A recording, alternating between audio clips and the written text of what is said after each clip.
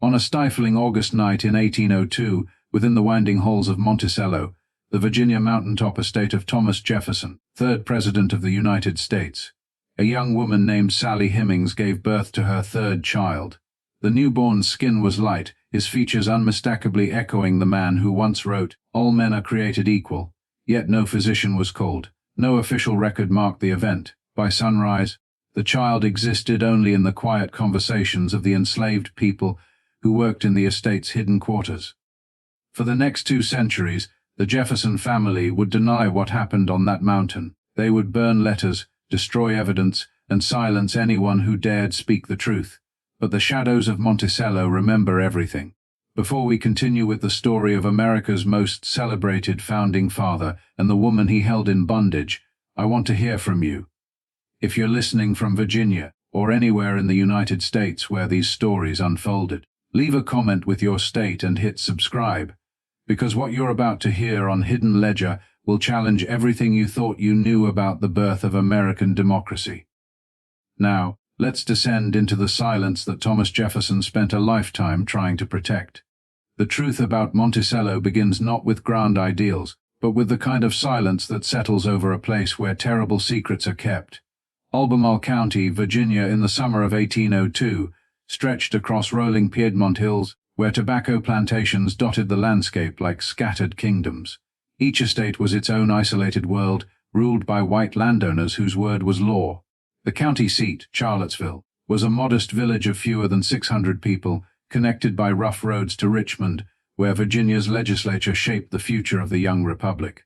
Monticello itself crowned an 80-50-foot mountain, painstakingly reshaped by Jefferson to reflect his vision of classical beauty.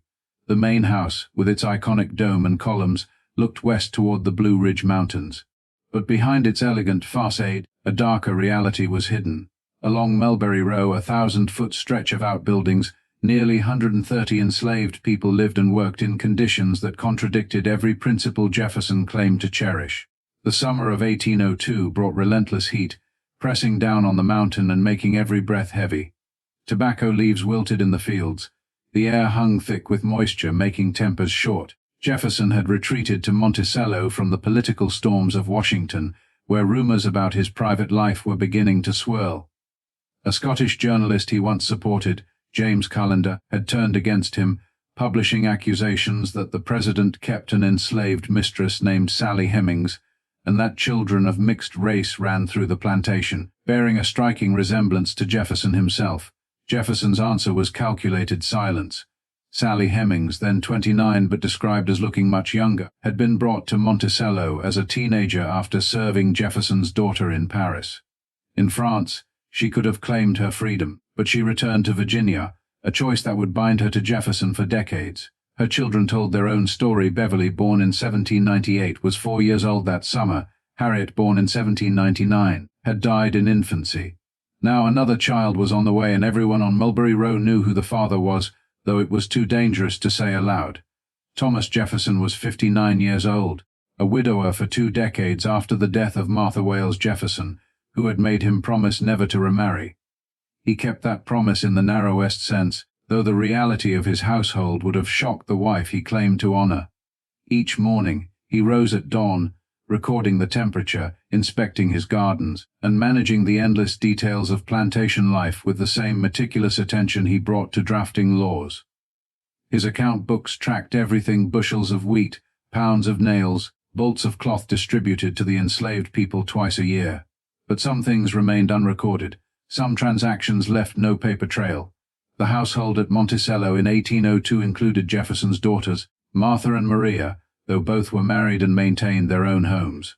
When Jefferson was in residence, the mansion came alive with intellectual activity, scientific experiments, musical performances, and libraries overflowing with books in multiple languages.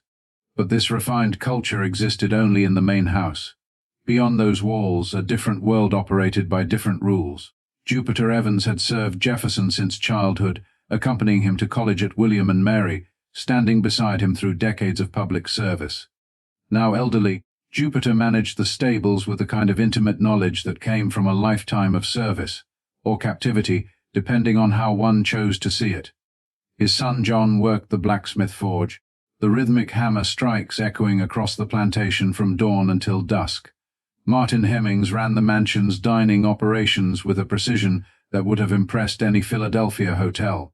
His brother Robert worked in the joinery, crafting furniture of such quality that visitors assumed it came from European craftsmen. Peter Hemmings ran the kitchen, preparing French-inspired cuisine that amazed Jefferson's guests. The Hemmings family formed an unusual aristocracy among the enslaved population, lighter-skinned, granted special privileges, living in better quarters than the field hands who worked tobacco in the sweltering heat. Rumors suggested they shared blood with the Jefferson family through Martha Wales' father, John Wales, who had allegedly fathered several children with his enslaved housekeeper, Elizabeth Hemmings. If true, it meant Sally Hemings was Martha Jefferson's half-sister, and Jefferson had chosen to enslave his late wife's own blood relatives. But again, these were matters never discussed openly. The architecture of Monticello itself seemed designed to hide such uncomfortable realities. Jefferson had installed narrow staircases in the walls, allowing enslaved people to move through the house while remaining invisible to guests. They could bring food to the dining room, tend fires, change linens, all without ever being seen. The house operated like a machine, its human components deliberately concealed from view. On Mulberry Row, the dependencies spread out in a carefully organized line: the smokehouse, the dairy, the textile workshop where enslaved women spun thread and wove cloth, the nailery where teenage boys manufactured thousands of nails weekly, their hands scarred and burned from the hot metal. The quarters themselves were cramped wooden structures, some barely 12 feet square, housing entire families in conditions Jefferson's dogs would have found inadequate. Yet Jefferson recorded everything as profit and loss. Human beings reduced to accounting entries. Sold Sally's brother James to John Barnes for $200. Purchased cloth for Negro clothing, 47 yards. The language was clinical, stripping away all humanity from transactions that involved real people with hopes, fears, dreams, and memories of their own. The tobacco economy dominated Virginia in 1802, though Jefferson himself had grown disillusioned with the crop. It exhausted the soil, demanded intensive labor, and tied planters to a boom and bust cycle that left many drowning in debt. Jefferson owed thousands to British creditors, obligations that predated the Revolution and grew larger each year as interest compounded. The enslaved people of Monticello represented his largest liquid asset. He could have sold them to clear his debts, but he needed their labor to maintain his lifestyle. This was the fundamental contradiction at the heart of Jefferson's existence. He wrote eloquently about liberty while depending entirely on slavery. He advocated for limited government while exercising absolute authority over the people he owned. He mourned the corrupting influence of slavery on white children raised to command, yet allowed his own grandchildren to grow up giving orders to people old enough to be their grandparents. The political situation in 1802 added another layer of tension.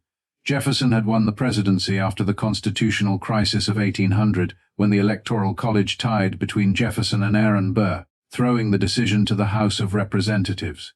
Alexander Hamilton, Jefferson's longtime rival, had broken the deadlock by persuading Federalists to support Jefferson over Burr, whom Hamilton considered even more dangerous. Now Jefferson worked to dismantle Hamilton's financial system, reduce the national debt, shrink the military, and roll back Federalist policies. But the calendar articles threatened to destroy his presidency before his reforms could take effect.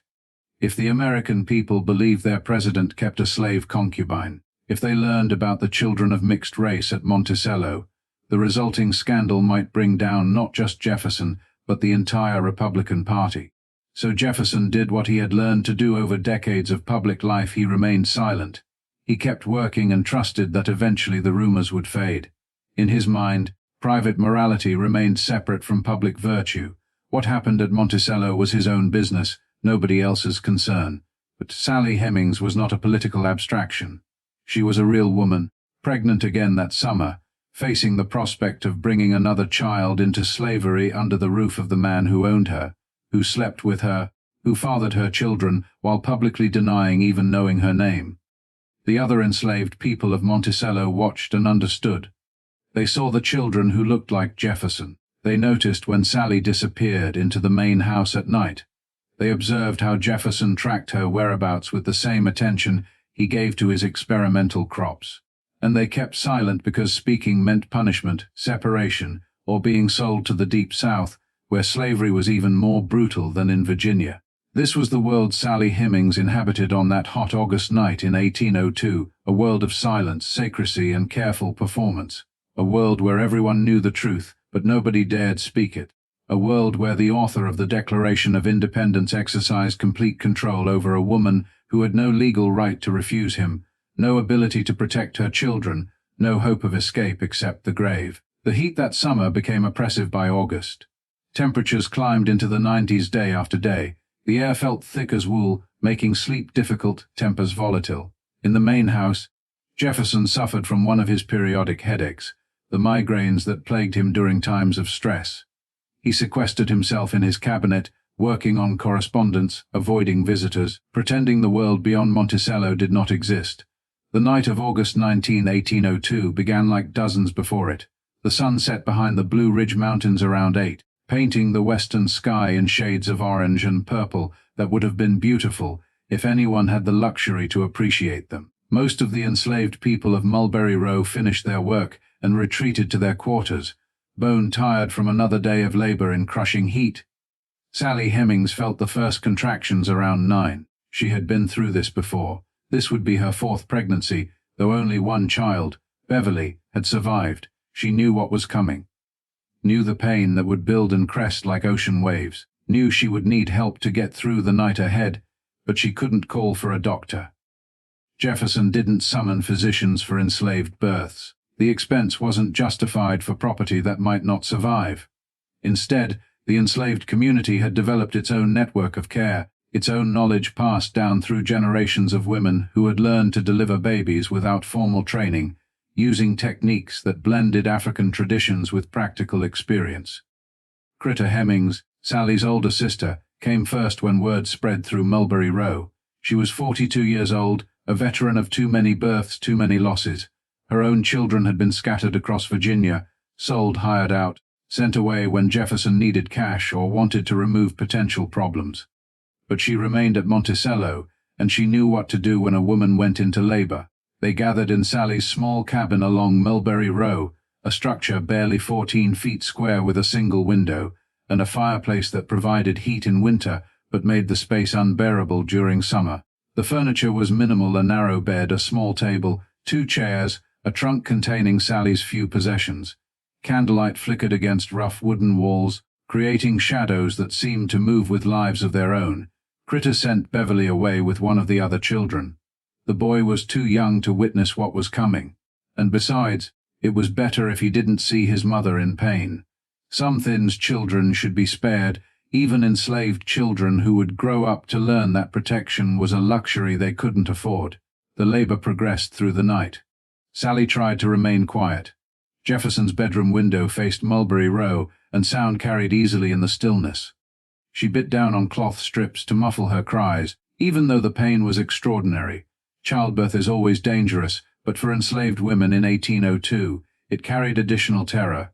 There was no anesthesia, no real medical care if something went wrong, no assurance that anyone would save the mother if a choice had to be made.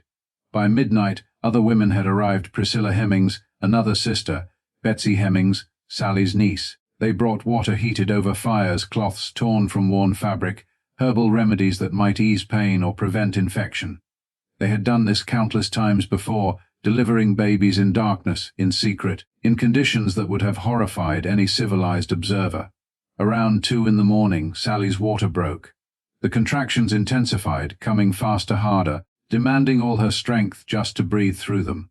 Critter checked her progress with experienced hands, murmuring encouragement that felt like prayers. "Soon now," she whispered. "Soon." But there was a problem. Critter felt it before she said anything. The baby wasn't positioned right. Instead of head down, ready to enter the world in the usual way, something was wrong. Critter had seen this before. Sometimes babies came breech feet first, turning birth into a race against time and death. She didn't tell Sally immediately. No point causing panic. Instead, she sent Priscilla to find more help, to wake anyone who might have experience with difficult deliveries. Minutes mattered now. If this went wrong, both mother and child could die, and there would be no way to explain it to Jefferson without revealing the entire situation. The summer night pressed in around the small cabin like a physical presence. Outside, cicadas screamed their mating calls, a sound that seemed to grow louder as the night wore on. The air inside the cabin became stifling despite the open window. Too many people in too small a space. Body heat adding to the oppressive temperature. Sally's pain reached levels that made silence impossible. She cried out, a sound that echoed across Mulberry Row and probably reached the main house. If Jefferson heard, he gave no sign. His bedroom remained dark, no lamp lit. No indication he knew or cared what was happening less than 200 yards from where he slept. Critter made a decision. She couldn't wait any longer. The baby had to come out now, regardless of position, regardless of risk. She coached Sally through the pushing, using all her knowledge and experience to guide a body that didn't want to cooperate. Push, she commanded, her voice low but fierce. Push hard as you can. Sally pushed. She pushed until she thought she would split in half, until lights danced at the edges of her vision, until she couldn't imagine surviving another moment of this torture. And then something shifted. The baby came suddenly, all at once. A slippery rush of limbs and fluid that Critter caught in her practiced hands. For one terrible moment, the infant didn't breathe, didn't cry, just lay silent and still in the candlelight while every woman in the room held their breath. Then Critter turned the baby over, cleared its mouth and nose, and delivered a sharp smack to its tiny back. The child gasped, coughed, and began to wail, a strong, angry sound that meant life, survival, a soul entering a world that had already decided it would be property. "A girl," Critter announced, wrapping the infant in clean cloth. "Healthy, as far as I can tell." The women released their collective breath. Sally reached for her daughter with shaking hands, pulling the baby to her chest, feeling the weight of this new life she had brought into existence. In the candlelight, the infant's skin appeared pale, lighter even than Sally's, almost white. Her features, still swollen and red from birth, already suggested who her father was. Anyone with eyes could see it. This was the terrible truth that would haunt Monticello for decades to come, the physical evidence, literally embodied in flesh and blood, that Thomas Jefferson had repeatedly impregnated a woman he owned, a woman who could not legally consent, a woman whose children would be born into the same slavery he publicly condemned. Sally named her daughter Harriet, the same name as the baby who had died 3 years earlier. Perhaps she hoped this child would survive where the other had not. Perhaps she wanted to resurrect something lost. Or perhaps names mattered so little in a world where enslaved people could be renamed at their owner's whim that it didn't matter what she called this girl. Critter cleaned up the birth, disposing of the afterbirth, washing Sally, changing the soiled bedding. By dawn the cabin looked almost normal, as if nothing extraordinary had happened. The other women drifted back to their own quarters, catching what little sleep they could before the day's work began. Beverly returned around sunrise, peeking in to see his mother holding a bundled infant. He was too young to understand the full implications of what had occurred, but old enough to sense that something important had changed. He had a sister now, another person connected to him by blood and bondage. Jefferson emerged from the main house around 6, as he did every morning, and walked his gardens. His account book that day recorded the temperature, 78 degrees at dawn, promising another scorching day. He noted that the figs were ripening, that the corn looked promising, that he needed to write letters to Madison and Monroe about political matters in Washington. There was no mention of a birth, no acknowledgement that his enslaved population had increased by 1. No indication he knew or cared that Sally Hemings had nearly died bringing his daughter into the world. The silence was deliberate, calculated, necessary to maintain the fiction that allowed Jefferson to function as both president and slaveholder, both philosopher and hypocrite, both liberator and oppressor. But silences are never complete. Information spreads through networks that resist official control. The enslaved people of Monticello knew about Harriet's birth within hours. By the following week, neighboring plantations had heard rumors. Within a month, whispers reached Charlottesville, though nobody dared speak openly about what everyone knew. James Callender, still publishing his inflammatory articles in Richmond, didn't learn about Harriet's birth immediately, but he didn't need to. He already had enough material to damage Jefferson's reputation. The timing, however, would prove significant. This birth, this child, would become another piece of evidence in a pattern that Jefferson could never adequately explain. In the days following Harriet's birth, life at Monticello returned to its normal rhythms. The tobacco needed harvesting. The nailery needed supervision. The endless maintenance of the estate demanded attention. Sally recovered slowly, weakened by blood loss and the trauma of difficult labor. Critter brought her food, checked her healing, warned her to rest, even though rest was a luxury enslaved women couldn't afford. Jefferson departed for Washington City in October, leaving Monticello under the supervision of his estate manager. He would be gone for months conducting the business of the presidency, pushing his agenda through a hostile Congress, dealing with foreign affairs and domestic politics. The child he had fathered remained behind, growing slowly in a cabin along Mulberry Row, cared for by a mother who loved her but couldn't protect her from the future that awaited all enslaved children. This was the event that crystallized everything wrong with Monticello. Not supernatural horror, but something worse. The ordinary evil of a system that allowed human beings to be treated as property, that permitted men to exercise complete control over women who had no legal right to refuse them, that created children destined for slavery under the roof of the man who wrote that all men were created equal. The horror wasn't what happened that August night. The horror was that it was legal, accepted, woven into the fabric of American society. The horror was that it would continue for another 60 years, protected by law, defended by theologians, enforced by violence. The horror was that Jefferson could father children with an enslaved woman and face no consequences, no accountability, no requirement to acknowledge what everyone knew, but nobody could prove. The years following Harriet's birth transformed Monticello into something darker than a mere plantation.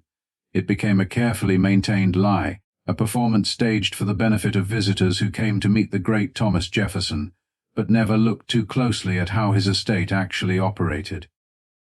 Little Harriet grew quickly in those early years, and her appearance became increasingly difficult to explain away. By age 3 she looked unmistakably white, pale skin, light hair, features that mirrored the man who occasionally returned from Washington City and walked past her without acknowledgement. The enslaved people of Mulberry Row learned to keep her out of sight when important visitors arrived, understanding instinctively that her existence contradicted the story Jefferson told the world. Beverly, now 6 years old when his sister was born, developed into a bright, observant child who understood far more than adults wished he did. He watched how white children visiting Monticello played freely while he and Harriet had to remain in designated areas. He noticed how Jefferson's legitimate grandchildren received education, books, musical instruments, while enslaved children received nothing but orders and occasional scraps of food. The household staff, primarily members of the Hemings family, developed elaborate strategies to maintain Jefferson's comfortable delusion. They timed Sally's movements to ensure she never crossed paths with visitors. They kept her children hidden during social events. They maintained the fiction that Jefferson was merely a kindly master who treated his slaves well, rather than a man who had fathered multiple children with a woman he owned. Jefferson himself perfected the art of selective blindness. He recorded everything else in his account books: the weather, crop yields, financial transactions, scientific observations. But Sally Hemings appeared in his records only as Sally, listed among the enslaved people assigned to household duties. Her children received even less attention. Beverly and Harriet existed in his ledgers only as numbers in the annual inventory of his human property, but maintaining silence required constant effort. In 1805, another pregnancy. Sally was pregnant again, visibly so by early spring. The whispers on Mulberry Row grew louder. How many times would this happen? How many children would Jefferson father with a woman who couldn't refuse him? Madison Hemings arrived in January 1805, and this time Jefferson was at Monticello for the birth. He retired to his cabinet that night, working on correspondence while Sally labored less than 300 yards away. By morning, he had another son, though he never publicly acknowledged the relationship. Madison looked even more like Jefferson than his siblings. As he grew, the resemblance became so obvious that visitors occasionally commented on it, though always in whispers, never directly to Jefferson himself. The boy had Jefferson's coloring, his facial structure, even some of his mannerisms picked up through observation. The pattern repeated in 1808 with the birth of Eston Hemings, Sally's last child. 4 surviving children, Beverly, Harriet, Madison, and Eston, all bearing the unmistakable stamp of Thomas Jefferson's features, all enslaved in his household, all destined to grow up in the shadow of a father who would never claim them. The enslaved community at Monticello developed its own understanding of these relationships. The Hemmings children occupied an awkward middle ground, neither fully part of the enslaved population working the fields, nor accepted as part of the white Jefferson family. They received better treatment than field hands, learned trades that might allow them to earn money eventually, but remained property nonetheless. Israel Jefferson, another enslaved man at Monticello, watched these children grow and remembered every detail. He saw Sally Hemings enter Jefferson's chamber many nights. He observed how Jefferson tracked her movements, showed concern for her health, ensured she received privileges denied to other enslaved women. The relationship was obvious to anyone with eyes, but nobody dared speak of it openly while Jefferson lived. The years of Jefferson's presidency from 1801 to 1809 created additional strain on this arrangement. When Jefferson was in Washington, Sally remained at Monticello with her children, living in a state of uncertainty. Would he return? Would he tire of her and sell her children? Would political enemies finally produce proof that would force him to acknowledge the truth? Jefferson's own writings from this period reveal a man increasingly anxious about his legacy. He wrote extensively about slavery, condemning it as a moral evil, while simultaneously insisting that immediate emancipation was impossible. He proposed schemes to deport freed slaves to Africa or the Caribbean, unable to imagine a society where black and white people might live together as equals. In private letters to friends, Jefferson expressed fears that Sally's children might eventually demand their freedom, might claim their heritage, might destroy the carefully constructed fiction of his moral authority. He discussed plans to solve the problem by sending them away once they reached adulthood, not freeing them, but making them somebody else's problem. The children themselves lived in a strange limbo. They worked, but not as hard as field hands. They learned skills. Beverly trained in carpentry, Madison in woodworking, Harriet in textile work that might make them valuable if sold or allowed to seek their own livelihoods. But they remained slaves, subject to Jefferson's absolute authority, unable to make decisions about their own lives. By 1810, after Jefferson retired from the presidency and returned to Monticello full-time, the plantation had become something resembling a small kingdom where Jefferson ruled without question. Visitors continued arriving, drawn by his reputation as a founding father, a philosopher, a scientist. They toured his gardens, admired his architecture, discussed politics and literature over meals prepared by enslaved cooks, but they never saw Mulberry Row except from a distance. They never learned the names of the people who kept Monticello functioning. They never asked uncomfortable questions about the mixed race children who occasionally appeared in the background. The performance was so carefully maintained that most visitors left convinced Jefferson was exactly what he claimed to be, a reluctant slaveholder who treated his property humanly and looked forward to eventual emancipation. The reality was far darker. Jefferson's debts continued mounting. He owed tens of thousands of dollars to various creditors, and those debts grew larger each year as interest compounded. His enslaved people represented his largest asset. He could have sold them to pay his creditors, but he needed their labor to maintain his lifestyle, so they remained trapped, working to support a household that consumed far more than it produced. Sally Hemings herself, now in her late 30s, had aged visibly. 4 pregnancies, years of labor, the psychological toll of her situation, all of it showed in her face, her posture, her eyes. She still lived in her small cabin along Mulberry Row, still performed her assigned duties, still came to Jefferson's chamber when summoned. But the relationship had changed. What might have once been complicated by youth and coercion had settled into something grimmer. A routine, an arrangement, a transaction that neither party could escape even if they wanted to.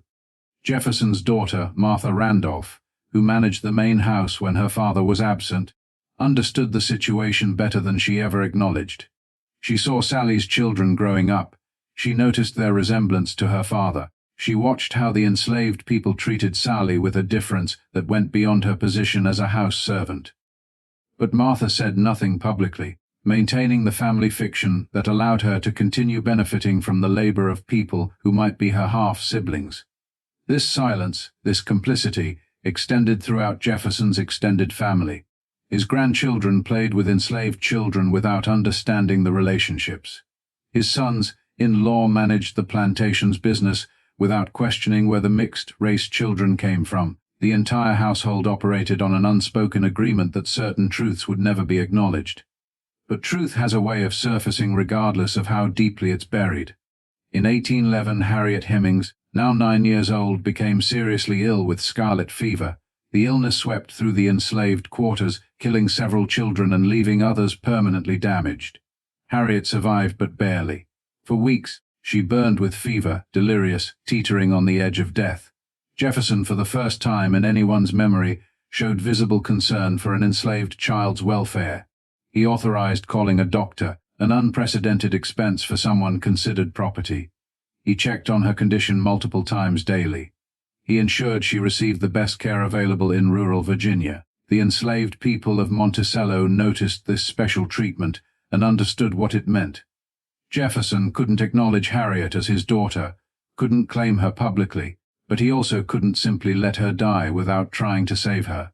His actions spoke truths his words never would. Harriet recovered slowly, though the illness left her weakened. She would remain frail for years, susceptible to respiratory problems, never quite regaining the robust health she'd shown as a younger child. But she lived, and as she grew older, her resemblance to Jefferson became even more pronounced. People who visited Monticello and happened to glimpse her occasionally did double takes, confused by seeing what appeared to be a white child living among the enslaved population. Beverly, now 13, began working in the joinery with his uncle John Hemings, learning the woodworking trade. He showed talent for the work, producing furniture and architectural elements of remarkable quality. But he also showed something else, a growing awareness of his situation's absurdity. He was a skilled craftsman producing valuable work. Yet he owned nothing, earned nothing, could be sold at any moment if Jefferson needed money. Madison and Eston, still young boys, played in the way children do, but even they sensed the strangeness of their lives. They watched white children visit Monticello and then leave, traveling freely to places Madison and Eston could never go. They heard stories about cities, Philadelphia, New York, Boston, that might as well have been on the moon for all the chance they had of seeing them. Just when the pattern seemed settled, a moment of crisis arrived that would test Jefferson's carefully maintained silence in ways he hadn't anticipated. The weight of those unspoken truths was growing heavier with each passing year. The year 1817 brought changes to Monticello that would ultimately unravel parts of the carefully maintained fiction Jefferson had constructed around his relationship with Sally Hemings. Beverly, now 19 years old, had become a master carpenter whose work rivaled anything produced in Virginia, but he remained enslaved, legally property, his labor enriching Jefferson while he received only basic food, clothing and shelter. That spring, Beverly disappeared. The disappearance was notable not for being violent or dramatic, but for being quiet and uncontested. One morning, Beverly was working in the joinery. By afternoon, he was gone. No alarm was raised, no search party assembled, no advertisements offering rewards for his capture appeared in Virginia newspapers. Jefferson noted the absence in his farm book with a single line, Beverly Runaway 22. The age was wrong. Beverly was 19, not 22. But the message was clear. Jefferson was recording Beverly's departure as a runaway, giving himself legal cover while actually allowing his son to escape into freedom. The enslaved people of Monticello understood immediately what had happened. Jefferson had essentially freed Beverly without going through formal emancipation proceedings. He couldn't legally free Sally's children without inviting questions about why these particular enslaved people deserved freedom when others remained in bondage. So instead, he allowed Beverly to run away and made no effort to retrieve him. Beverly headed north, passing for white, which his appearance made easy. The last anyone at Monticello heard, he had reached Maryland, working as a carpenter under a different name. Sally watched her eldest son leave and felt the complex mixture of relief and grief that comes with knowing you'll likely never see a child again. Beverly was free, or as free as a fugitive slave could be, in a nation that still recognized Jefferson's legal claim to own him. But he was also gone, erased, transformed into someone else who would never acknowledge where he came from or who his parents were. Harriet followed her brother's path in 1822, when she was 20 years old. Jefferson again recorded her as runaway, allowing her to disappear north into freedom. She also passed for white and, like her brother, she vanished into the white population of the northern states. The pattern couldn't be ignored by those paying attention. Why were these particular enslaved people allowed to escape when others faced pursuit, capture, and brutal punishment for attempting the same thing? The answer was obvious to the enslaved community at Monticello, but they kept their knowledge to themselves. Speaking such truths could only bring trouble. Madison and Eston remained at Monticello through the 1820s. Now young men in their late teens and early 20s, Madison worked as a skilled carpenter like his brother. Eston learned violin from his father, one of the few direct interactions between Jefferson and his enslaved children that anyone ever witnessed. Jefferson loved music, played violin himself, and apparently couldn't resist teaching the skill to a son he would never publicly acknowledge. Edmund Bacon, who served as Jefferson's overseer during these years, witnessed scenes that troubled him enough that he remembered them decades later. He saw Jefferson emerge from Sally's quarters early in the morning on multiple occasions. He noticed how Jefferson ensured Sally received preferential treatment, better clothing, lighter work duties, a private cabin when most enslaved people lived in crowded shared quarters. Bacon said nothing at the time, understanding that his employment depended on maintaining the fiction. But he stored the memories away, evidence of what everyone at Monticello knew, but dared not say. But by 1825, he was 82 years old, increasingly frail, burdened by debts that now exceeded 100,000, an astronomical sum for the era. His health deteriorated steadily. Severe diarrhea, painful urinary problems, difficulty sleeping. He knew he was dying and faced the problem of what would happen to Monticello, to his estate, to the more than 100 people he still held in slavery. His will, drafted in 1826, freed only 5 people by name: Madison Hemmings, Eston Hemmings, Burwell Colbert, Joe Fawcett, and John Hemmings. All were male members of the Hemmings family. All were skilled craftsmen whose labor had enriched Jefferson for decades. But notably, the will did not free Sally herself, though Jefferson made provisions suggesting she would be informally freed after his death. This was Jefferson's final compromise. Acknowledge his sons just enough to free them, but do it in a way that required minimal explanation. He claimed he was rewarding faithful service, a fiction nobody believed, but also nobody could definitively disprove without Jefferson's cooperation. And Jefferson was beyond questioning.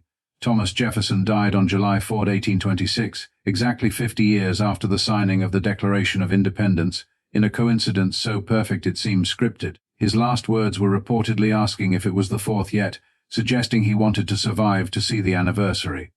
John Adams, Jefferson's old rival and eventual friend, died the same day, creating a moment of historical synchronicity that Americans found almost supernatural in its symbolism. But while the nation mourned Jefferson as a founding father, a different drama played out at Monticello. Jefferson's debts forced the sale of nearly everything he owned, including most of the enslaved people. Families were separated, children torn from parents, people who had lived their entire lives at Monticello scattered across Virginia and beyond. The auction took place in January 1827 on the East Lawn, where Jefferson had once entertained distinguished visitors with philosophical discussions about liberty and natural rights. Now that same lawn became a market where human beings were sold to the highest bidder. The sale lasted 5 days.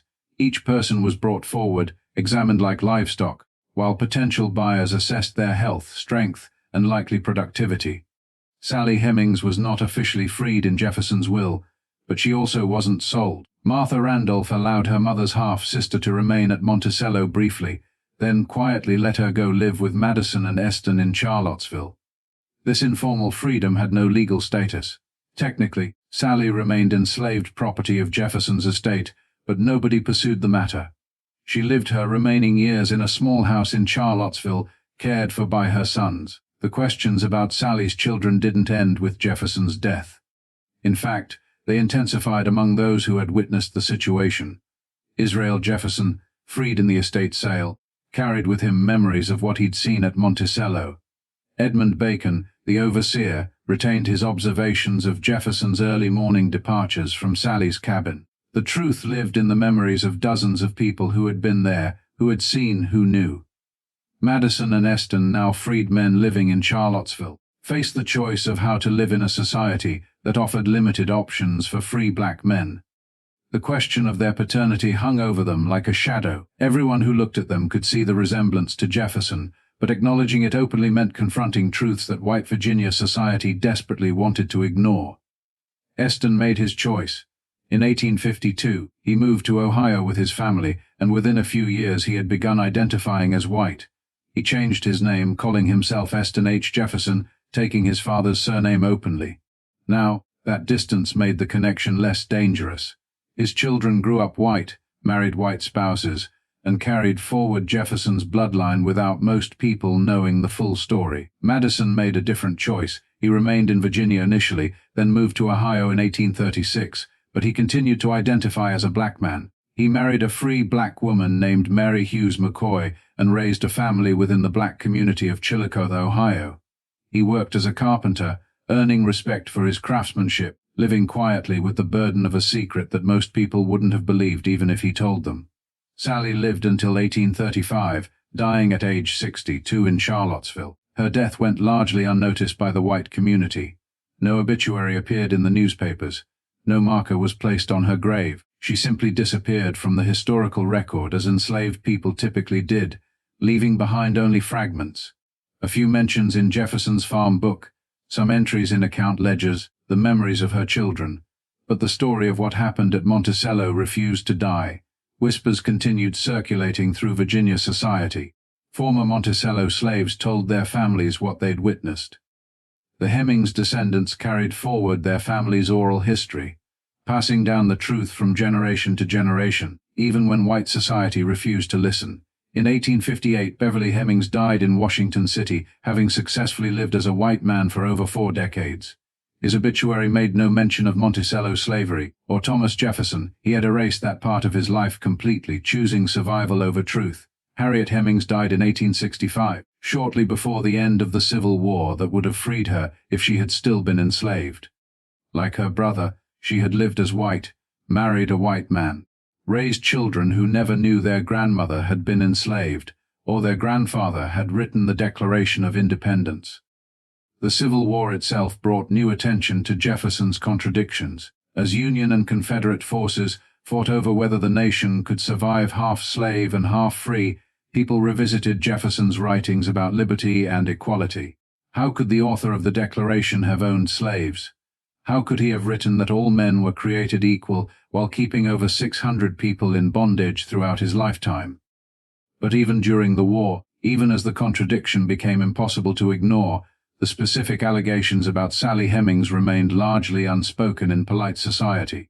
The calendar articles from 1802 were remembered but dismissed as partisan attacks. The resemblance of the Hemings children to Jefferson was acknowledged privately but denied publicly. The entire matter remained shrouded in a silence that protected Jefferson's reputation at the expense of truth.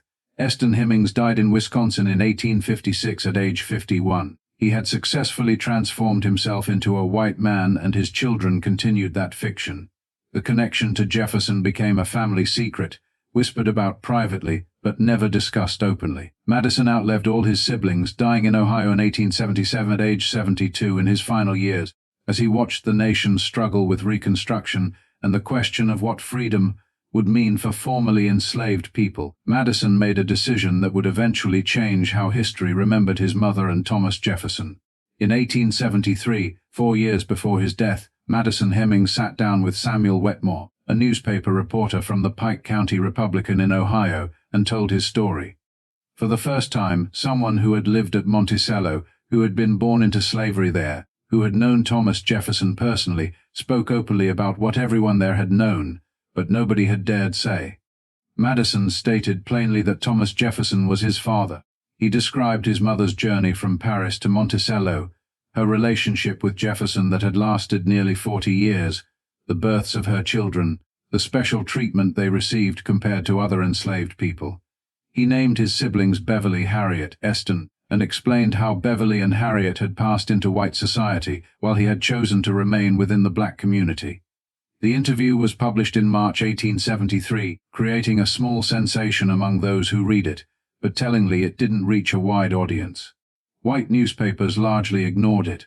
Jefferson's white descendants dismissed it as fabrication. The story appeared in a small Ohio newspaper, not in the major publications that shaped national opinion. Madison provided details that only someone who had lived at Monticello could know. He described the layout of the plantation, the work routines, the personalities of various people who had lived there. He spoke about his uncle John Hemmings teaching him carpentry, about learning to play violin, about watching his older siblings disappear north into freedom, while he and Eston remained enslaved until Jefferson's death. He was matter of fact about his parentage, presenting it not as a scandal, but as simple truth. Jefferson was his father. Sally Hemings was his mother. They had been together for decades.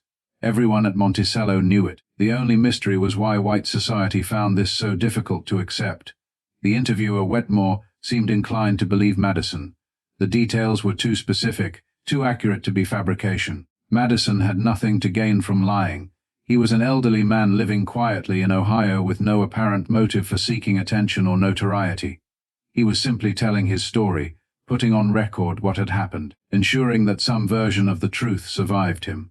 But the publication of Madison's interview didn't lead to immediate acceptance of his claims. Instead, it created a dividing line that would persist for over a century. Some people believed him, mostly black Americans who understood that white masters fathering children with enslaved women was common, not exceptional. Others dismissed his testimony, mostly white Americans who couldn't reconcile the revered founding father with the accusations of sexual exploitation. Israel Jefferson, the other formerly enslaved man who had witnessed Jefferson's relationship with Sally, also gave testimony in 1873, corroborating Madison's account. Israel described seeing Sally go to Jefferson's chamber, noted the resemblance of her children to Jefferson, confirmed the special treatment they received. His testimony supported Madison's in every particular. Thomas Jefferson Randolph, Jefferson's grandson and the son of Martha Jefferson Randolph, offered a counter-narrative. He claimed that Jefferson's nephews, Peter Carr and Samuel Carr, had actually fathered Sally's children. Jefferson Randolph suggested his grandfather had essentially taken blame to protect the younger men, a story that strained credibility, but served its purpose of deflecting accusations from Jefferson himself. The problem with the Carr explanation was timing. Peter and Samuel Carr weren't at Monticello during all of Sally's pregnancies. The documentary record clearly showed Jefferson's presence coinciding with the conceptions, while the Carrs were often elsewhere. But for those determined to protect Jefferson's reputation, implausible explanations were preferable to accepting uncomfortable truths. Edmund Bacon, Jefferson's former overseer, eventually shared his memories with a biographer, describing how he had seen Jefferson coming from Sally's room early in the morning. Bacon's testimony was damning in its casualness. He presented these observations as unremarkable, suggesting that at Monticello, everyone understood the nature of Jefferson and Sally's relationship. The evidence accumulated through these testimonies painted a consistent picture. Multiple witnesses with no apparent reason to lie, independently confirming the same basic facts. Jefferson and Sally Hemings had been in a long-term sexual relationship. That relationship produced children. Those children looked like Jefferson.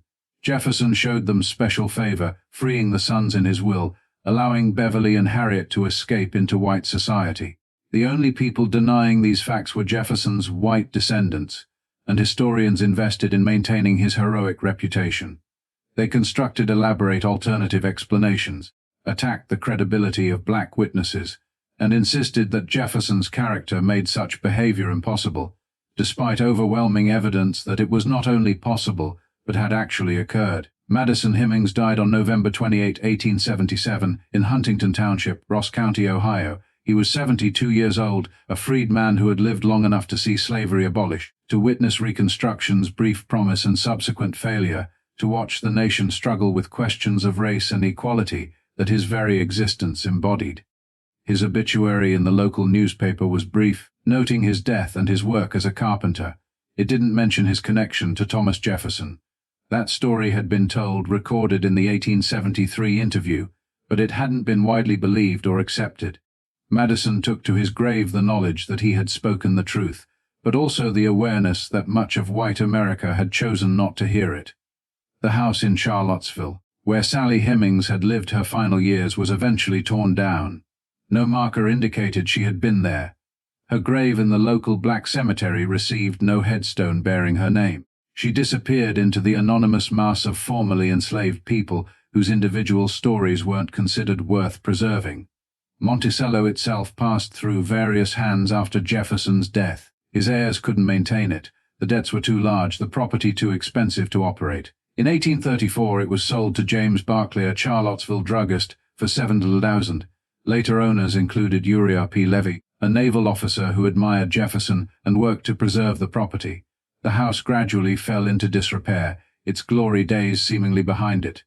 The enslaved people who had made Monticello function, who had cooked Jefferson's meals, built his furniture, maintained his gardens, raised his hidden children, were scattered across Virginia and beyond. Their descendants carried forward fragmented memories of what life had been like on the mountain. Stories that often included details about Jefferson and Sally that contradicted the official narrative.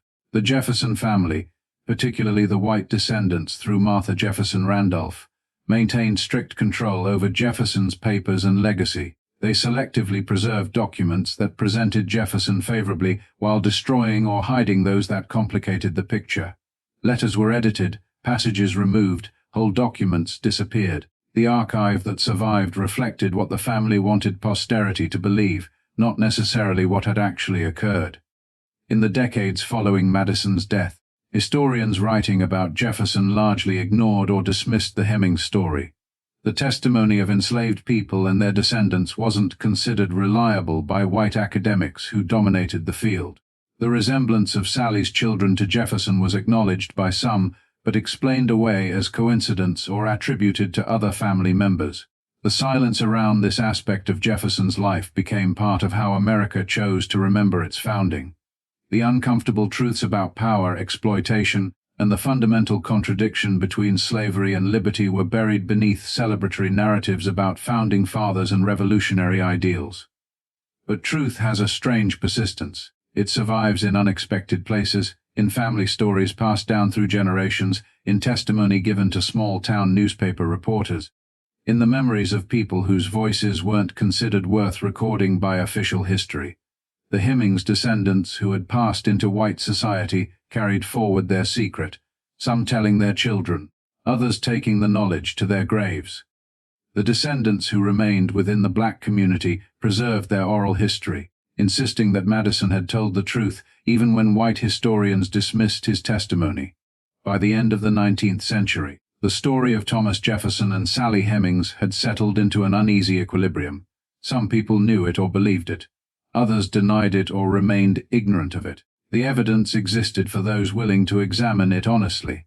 But most Americans preferred the simpler narrative of Jefferson as a purely heroic figure, untainted by the compromises and cruelties that had characterized his actual life. The question of what happened at Monticello between 1802 and 1826 remained technically unresolved, though the truth was obvious to anyone examining the facts without preconception. Jefferson had fathered Sally's children. He had kept them enslaved. He had freed some while allowing others to escape. He had maintained a relationship with a woman who couldn't legally refuse him, then taken its secret to his grave. Sally Hemings had survived that relationship, raised her children as best she could under impossible circumstances, and died without ever having been legally freed. Her children had made different choices about how to live with their mixed heritage, some passing for white, others remaining black, all of them carrying forward the complicated truth of their parentage. The enslaved people of Monticello, who had witnessed everything, who had known the truth all along, were mostly dead by 1877. Their testimony survived in fragments, in interviews given late in life, in stories told to children and grandchildren. But official history had largely chosen to ignore them, to privilege the voices of white people over black witnesses, to accept comfortable lies over uncomfortable truths. And so the story remained suspended between truth and denial, between what had actually happened and what white America was willing to acknowledge. The physical evidence, the children who looked like Jefferson, had disappeared into white society or died, leaving descendants who might not know their own heritage. The documentary evidence had been carefully curated by Jefferson's heirs to minimize damage to his reputation. The witness testimony had been dismissed as unreliable. What remained was a mystery that wasn't really mysterious at all, a secret that everyone knew but pretended not to, a truth that America wasn't ready to confront. The horror of Monticello wasn't supernatural. It was the perfectly legal, socially acceptable exploitation of human beings by a man celebrated as a champion of liberty. It was the silence that surrounded that exploitation, the conspiracy of denial that protected Jefferson's reputation while erasing Sally Hemings from history. And perhaps the darkest truth was that Jefferson's relationship with Sally wasn't exceptional. Across the South, white men maintained similar relationships with enslaved women, fathered children who were born into slavery, exercised power that made consent impossible. What happened at Monticello was only remarkable because it involved Thomas Jefferson. Otherwise, it was simply how slavery worked, how the system operated, how power functioned in a society that treated human beings as property. The sun set over the Blue Ridge Mountains on the day Madison Hemings died, painting the western sky in shades of orange and purple, the same colors that had illuminated the night of Harriet's birth 75 years earlier. The mountain where Monticello stood remained solid and unchanging, holding its secrets close. The truth was there, embedded in the architecture, the soil, the very stones of the place, waiting for a future generation that might finally be willing to hear it. But for now, in 1877, as Madison was laid to rest in Ohio soil, far from the Virginia plantation where he'd been born into slavery, the story remained unfinished. The truth had been told, but not believed, recorded, but not accepted, preserved, but not honored. And the fundamental questions about power and consent, about liberty and slavery, about who gets remembered and who gets erased. Those questions remained unresolved, waiting for answers that wouldn't come for more than a century. This is Hidden Ledger. If you want more stories that history tried to bury, subscribe and join the search for truth.